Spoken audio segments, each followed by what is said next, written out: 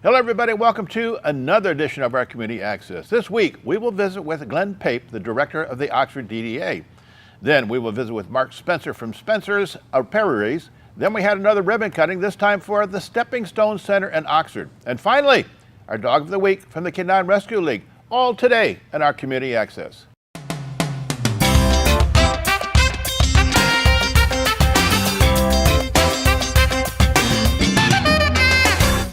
Welcome back. Glenn Pape is the executive director of the Oxford DDA.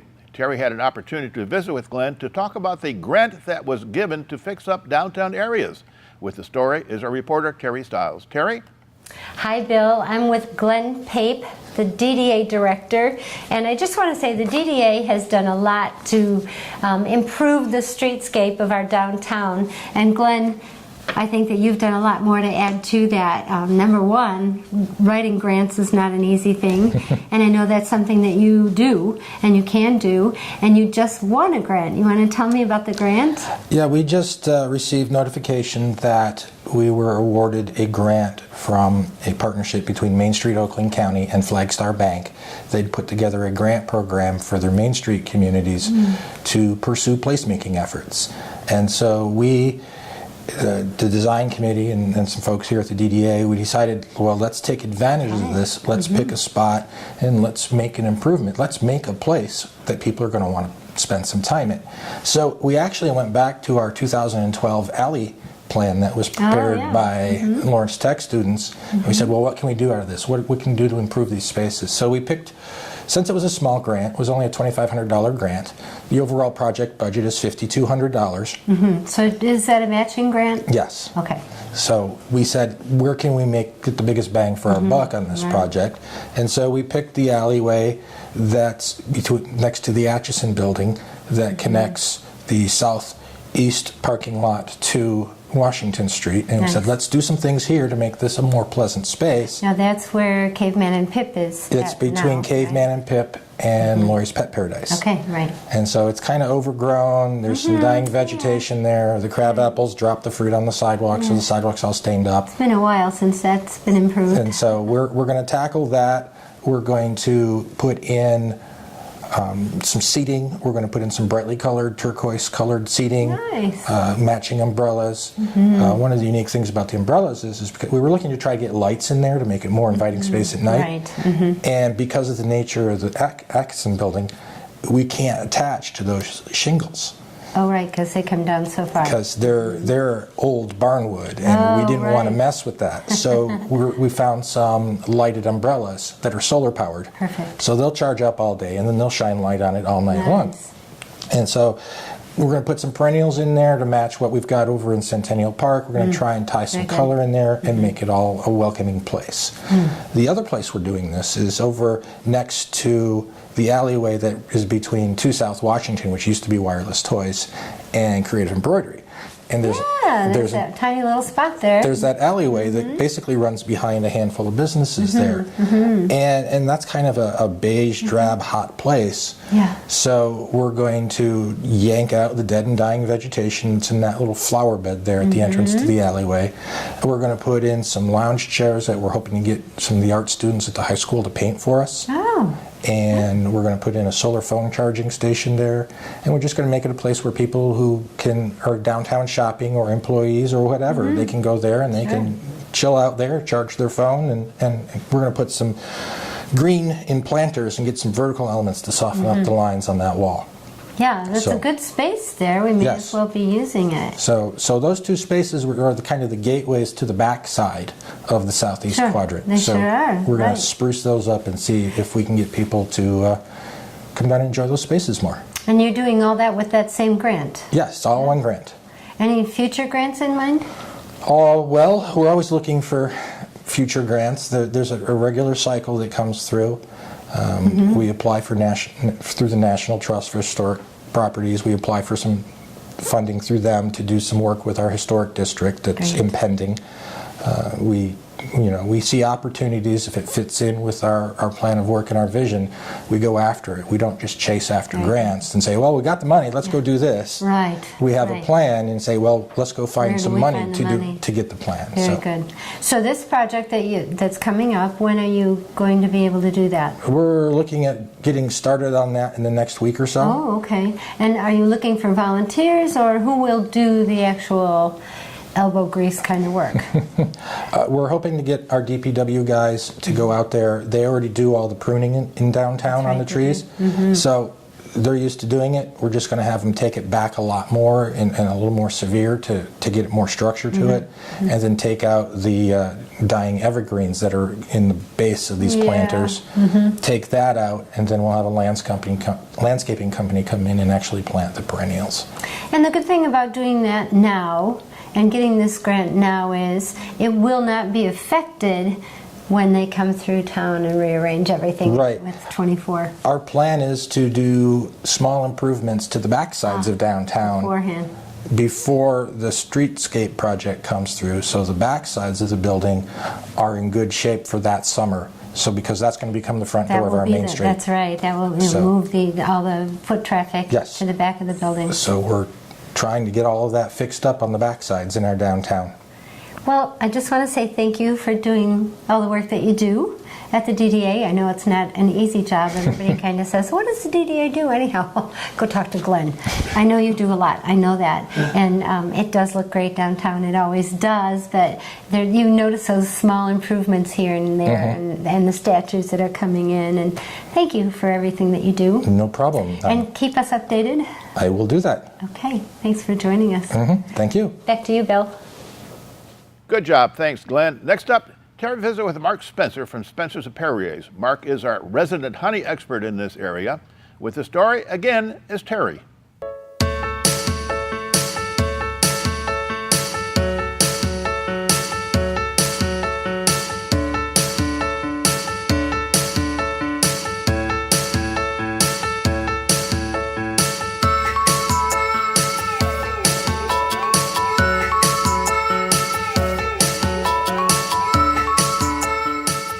So hi Bill, it's me in here, Terry Stiles, and I'm with Mark Spencer. Some of you that have seen our community access has seen us go through this process with Mark Spencer before. However, the reason he's doing it this time is Mark and his wife Bethany have opened a store at Canterbury Village, and you're pulling honey today. So why don't you walk us through that process for the people that haven't seen you do this? Okay. This is some of our hives that we keep at Upland Hills, and it's getting near the end of the season, at least as far as pulling the honey. And so we're getting ready to take any extra honey off of the hives. The bees store honey for the winter so they can survive the winter or times when there's not a lot of food, but they can often store far more than they need, which is how we end up with honey.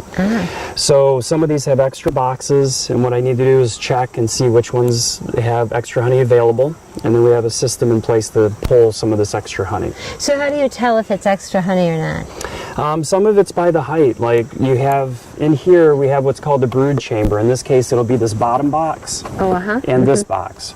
Usually, it could be the third box as well. And that's where the queen will lay most of the eggs. They'll also store food, and they'll keep all that in there. So these we normally don't touch. Whatever food in there, that's their food. These top ones can be solid food. They could be just all honey, or they might not have done much, and they could be empty, and I might not have anything up there. And so if we find a box that has sufficient amount of honey up there, and we feel there's lots of food down below, then we can take that box. And so you mean by brood, there'll be a bee or a baby bee? What are they called? Yeah, the queen will lay eggs, up to 2,000 eggs a day, and then those will hatch out, and they'll pupe, and they'll turn into like a larva. Okay. And the other workers will feed the larva, and they'll grow really rapidly. And then they'll cap those with wax, and they'll pupate inside, kind of like a butterfly. Sure. And then it'll emerge as a bee. So up until the point that they emerge, we call that brood. How long does it take for them to go through that process of laying the egg it becoming a pupa, right? And then becoming a bee. How long is that process? I think a worker bee is something like 28 days. Oh, okay. So they 24, still have 28 time days. to hatch before winter. Yeah, right now the ones that are emerging would be called winter bees. They're a special worker bee that lives longer. Most worker bees only live about 4 or 5 weeks. These ones will often live up to 6 months. Through the winter. Through the winter, depending on how cold it is, because that cluster of bees has to keep that brood warm. And they do that by their wings, right? They vibrate their flight Their muscles, entire- and they oh, okay. generate that heat, and they'll keep that cluster and the queen at about 70 to 80 degrees. All winter long. Yeah, even if it's negative 20 out here, they'll keep that cluster warm. Wow, that's incredible. Interesting. Okay, let's get started. Okay, Let's see what you're going to do. so I have these boards down here that are called fume boards, which are kind of like a top, but they have like a felt on the inside. So what we'll do is I'll check. We'll use a little bit of smoke first. I don't like to put any smoke in the super if I can avoid it, because I don't want to get any of that into the honey. Like And that mulch. calms them down as well, right? The smoke does, yes. So that was the outer cover. This is the inner cover. These bees are a little bit, They're pretty active. yeah, a little more stressed than I like to see them. So we are going to use a little bit of smoke. So when I'm looking in here, I'm thinking this might not be ready to pull. I'm going to take a frame out to show you. Okay. What we want is capped frames where you don't see open cells. You can have some open cells, but if most of the frames are open, then we normally don't take it. This is actually pretty good. I'm pretty sure this is actually cured. Oh, it smells good. Yeah, and it's really dark wax, like really yellow, so that's goldenrod. It actually Oh, changes the color of the okay. wax. And it's almost capped. Some of it's capped over here. Right. So this box may be okay. So I'm going to check one of the far outside frames and see what it looks like. Now, is there a queen bee in each box, each hive? Each hive should have one queen if everything's healthy. See, I check it to see if it drips. And it's not dripping, no so it's not dripping. nectar. And they're starting to cap it. There's a chance we might take some more honey going into fall. And this would be a good example of one that we'd probably take later.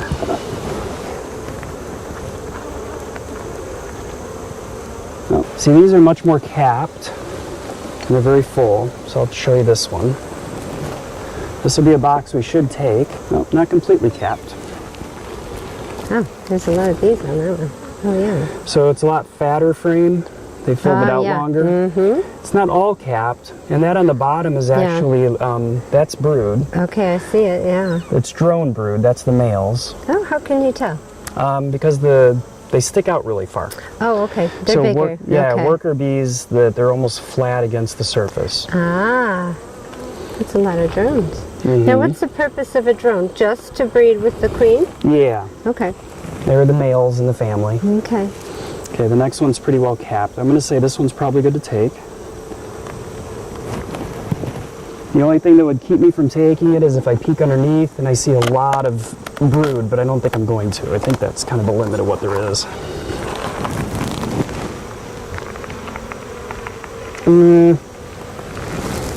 Check one more frame. So these are See, that's worker brood in the bees. middle. Okay. Oh, okay, right. So they're flat. Look at how busy they are. There's a lot of worker brood there. So I really don't want this frame. And the Right. next one next to it has a lot of brood, and that one has a lot of brood.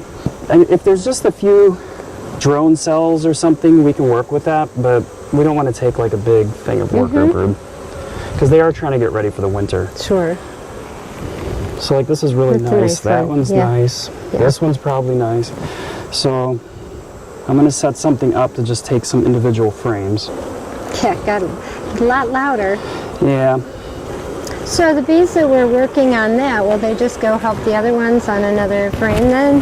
Yep. They move around and they go wherever they need to be. And then do you put another frame in there to replace that one so they can get started again? Normally we would, except for we want their hives to get smaller as they go into winter. Ah, So eventually we'll get these down to 2 to 3 boxes each. and just have them really condensed with as much food. It's just less space for them to have to maintain and to keep warm. And then what happens to the bees? Do they all go into that, or Yeah, they all like we'll condense as shake well? these down and we'll keep moving them.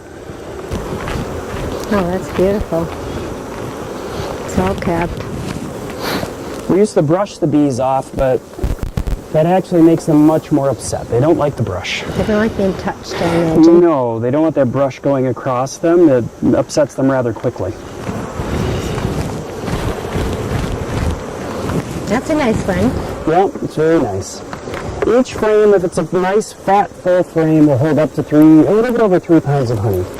Oh, that was my next question. Okay, that's good. So a box, if it has 10 frames, will hold about 30 pounds of honey. That's fabulous.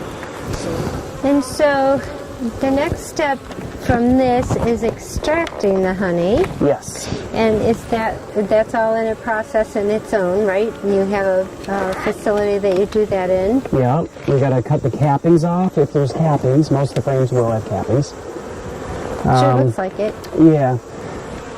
Usually we get frames with more capping to it, but I'm gonna take this one.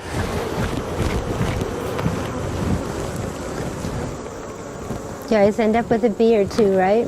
Yeah, I end up blowing them out with a leaf blower. Ah. Oh, I wondered what that was for. Yeah. Okay. Leave them home. Yeah, it gets most of them out. We usually get a few stowaways still. Okay, so this one we're gonna put back in. This I could probably take, but I don't want to empty this box completely. Sure. I figure this Yeah. hive, which is a very prosperous hive, there's a lot of bees in It it. sure is. Probably has 50,000 bees. Well, being that we just took their roof off, you think they'd be all coming out after us, but And their food away. yeah. So this is why we say that they're actually very gentle and they're very calm, because they're a little upset today, but that's normal.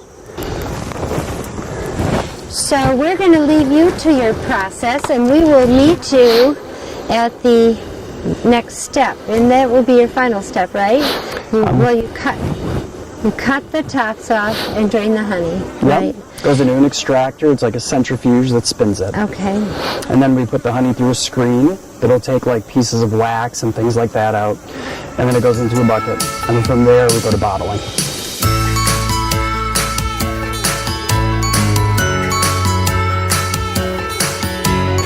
So we pulled the honey from the hives over at Upland Hills, and then we take it back here, and I have to uncap the honey. So there's wax that the bees place over the comb in order to seal up the honey, and then we're going to take the cappings off before we do the extraction. And we just take a knife, and we go through the cappings.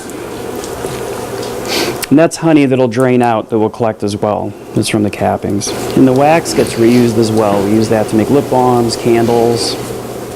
Some of the things we can't get, the knife doesn't reach to, so we use another tool to remove the cappings that are lower. So we got a frame, it's full of honey. It's being held in by the cells. And we take this over, and then we'll place it into the extractor. So now we're over by the extractor. This one holds 30 frames. So once we uncap about 30 frames, we put them in. They're just wedged in place in here on the outside. It's kind of like a washing machine when it goes on spin cycle. And then as it's spinning, the honey will be thrown out into the sides of the extractor and then run down. And then it'll go down to the gate on the bottom, which we can open up. And then the honey will come out, and we pass it through stainless steel screens. That's just to remove wax, debris, and any other large chunks. We don't like to filter with paper filters and that because we don't want to take out the beneficial pollens and other things that are good for the honey. And then we'll fill bucket after bucket. This is 30 frames in here, which will make about 90 pounds of honey if the frames are full.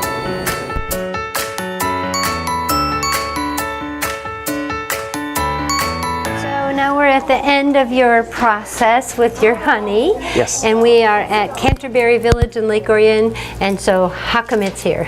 What's going on here? Well, Canterbury decided to open up a Made in Michigan store, and I started talking to Keith, and Keith was going to get the launch going this week, and so we signed up in order to get our products here. Everything's made very locally, obviously. It's made from our hives, and we process everything in Lake Orion, and actually only about a 10-minute drive from here. So it just made sense to put in this store. And we're also looking to get a little bit more into the retail end of things as we've been growing. So this was a very good second place for us to land. And so these will be the extent of your products. I see that you have lip balm, and oh my gosh, I just love the lip balm. I've already tried it, and the honey is fantastic too. So local bees, local flowers. I understand that's really good for people with allergies. Yeah. That they should take more of the honey from the local area. Yeah, ideally there's because this is raw honey, so we don't filter out the pollen. So there are traces of pollen within the honey, so people that maybe suffer from allergies and that by taking the honey on a regular basis may help their allergy symptoms, or at least it does for many people. So what's the process of I've seen the pollen beads themselves. Is that something you're going to try to get into eventually? We do sell pollen, but we sell fresh pollen, not dried. And if I can arrange something here where maybe they can keep it frozen, but I haven't talked to them yet, because we do sell that as well. So this will be a permanent place for you. I go on the Lake Orion chat room, and I've seen many times people wondering where you're at and how they can get your product. So now we can tell them Canterbury Village at all times. Yeah, this will be here. I do meet with people still, but that has been one of my problems. Is I got people that they don't necessarily want to come out to somebody's house or something like that. So it's much easier for them to come here. That's fantastic. And we have our honey, the lip balms, the lotion bars, but we also have a lot of other products we're working on. So hopefully within the next 3 to 4 weeks, we'll start releasing some of those other things. And so we'll catch up with you in 3 or 4 weeks to see what you're releasing. Congratulations for having a permanent home, and thank you for taking us through this entire process. And this is where you can finally get Spencer's apiary products on a permanent basis, and I'm really excited for both of you. Thank you. Thanks, Mark.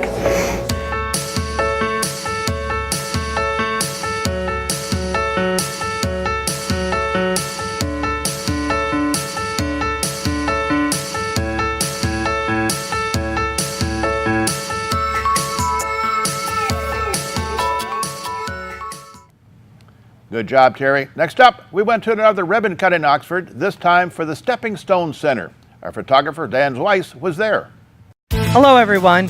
I am Amy Dozatel from the Oxford Chamber of Commerce. Thank you for coming out today to welcome Stepping Stones Autism Center to our business community.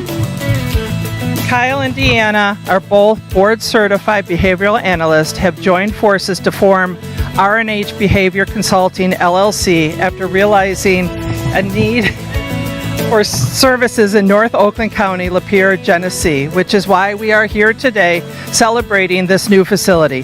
I will now turn the mic over to Kyle. We just want to thank everybody for coming out today and supporting us. This is a big day for us. Friends, old and new, family, we could not be here without you guys.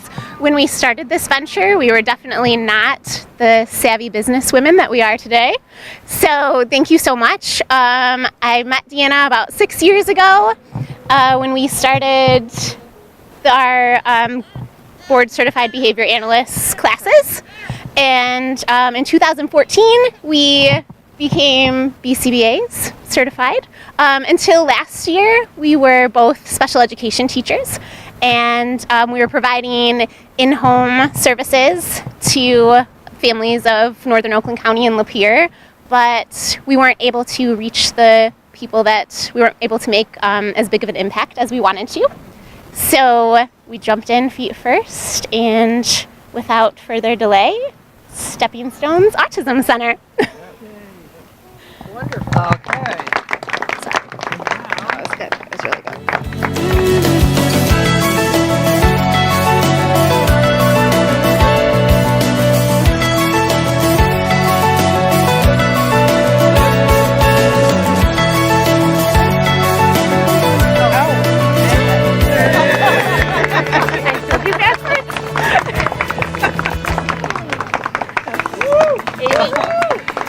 like to now present this plaque to both of you, and congratulations. Welcome to the business community.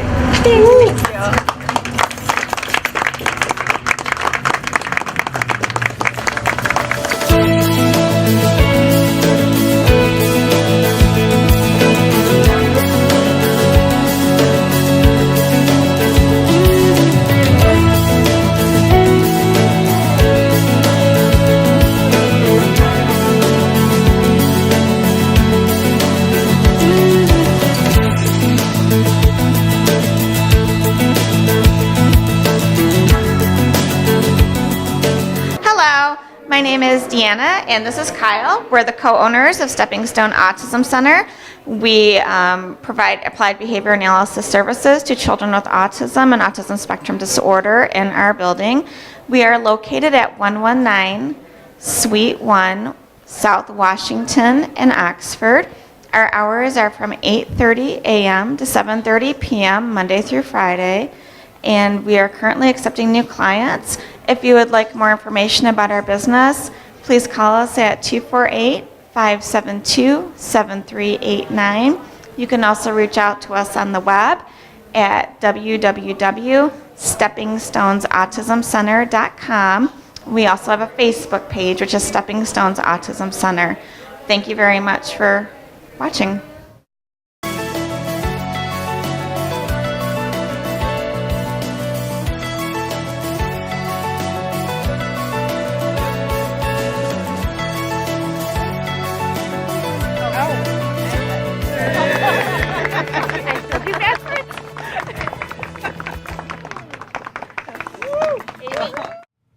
Thanks for the Chamber of Commerce in Oxford for what they do. Next up is the Dog of the Week from the Canine Rescue League.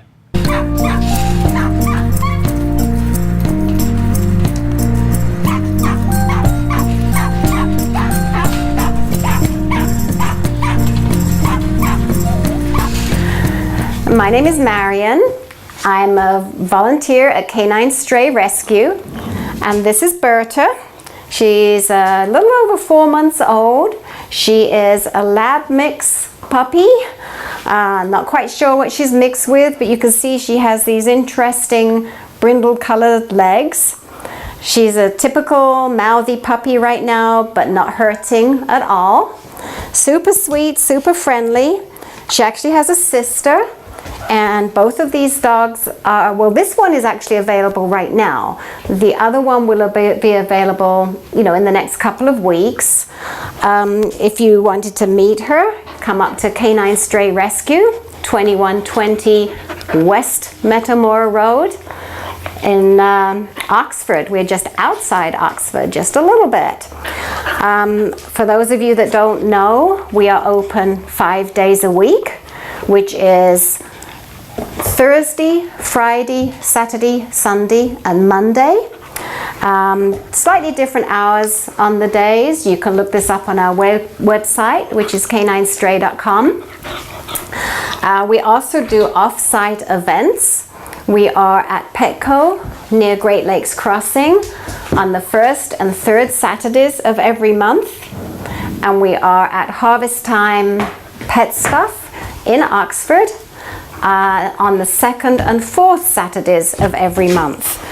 We take a few dogs there that hopefully will find homes, but more importantly, we talk a lot about canine. Come back here. And what we do here, a lot of good PR for the kennels. So even if somebody's not planning to adopt that day, they may come up the next day or the next week or the next month. And more importantly, they tell all their friends. This is a big deal for us, so anybody seeing this right now, if you can tell your friends, you never know who might be looking for a dog. She, as I said, is available right now. You can come up to the kennels and meet her. As you can see, she's a very loving girl. Does need to start learning some obedience and puppy manners, but she's sure ready to learn.